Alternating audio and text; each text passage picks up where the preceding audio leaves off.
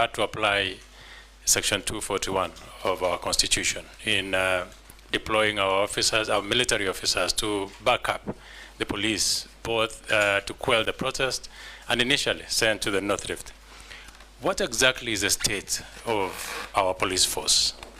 There are so many things that are flying around, gossip, that number one, our officers, police officers could be demoralized. Number two, is there a situation that you feel the police at some point are very hesitant to execute some of the assignments they're given because of lack of morale? And you as a CS, the accusations that you've not helped in boosting the morale of our police officers. What exactly is the state of our police force?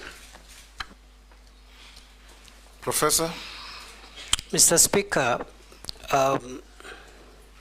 yes, we have applied Article 241 twice.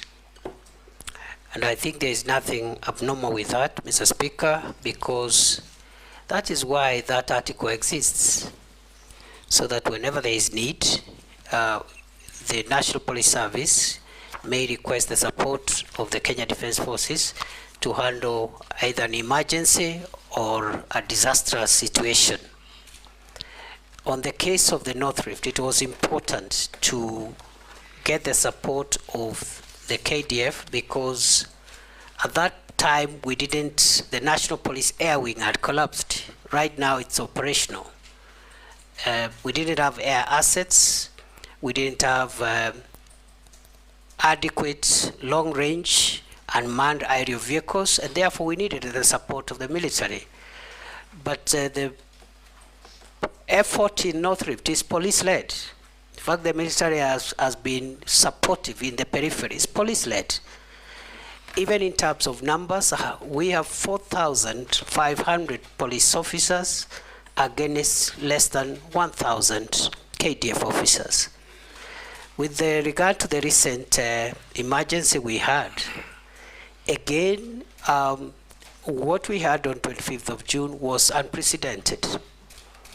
And our calling of the KDF was simply to put them on standby should they be needed. And you've seen they have not been needed. But it was a precaution because the criminals who wanted to burn Parliament were also threatening to burn Statehouse and other critical installations. So if that was not reason enough to put KDF on standby legally, I don't think any other situation would have met threshold, because what we faced in the last month, in our view, was existential threat, not just to the arms of government, but to the state itself. And therefore, the police is in good shape. There are issues of welfare which we are handling. I've already mentioned about the salary increments which we have started implementing. There is issues around housing. There are also issues about the leave and so forth and so on. Medication, I've just talked about the hospital that we've established for them, fully fledged level 4 hospital. We have one for the border police again, which again we operationalized under my leadership in Kanyonyo for the formed up units.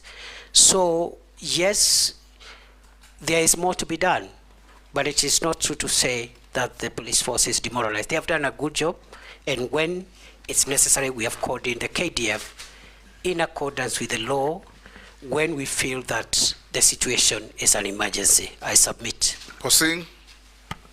I thank you, Honorable Speaker, for giving me this opportunity.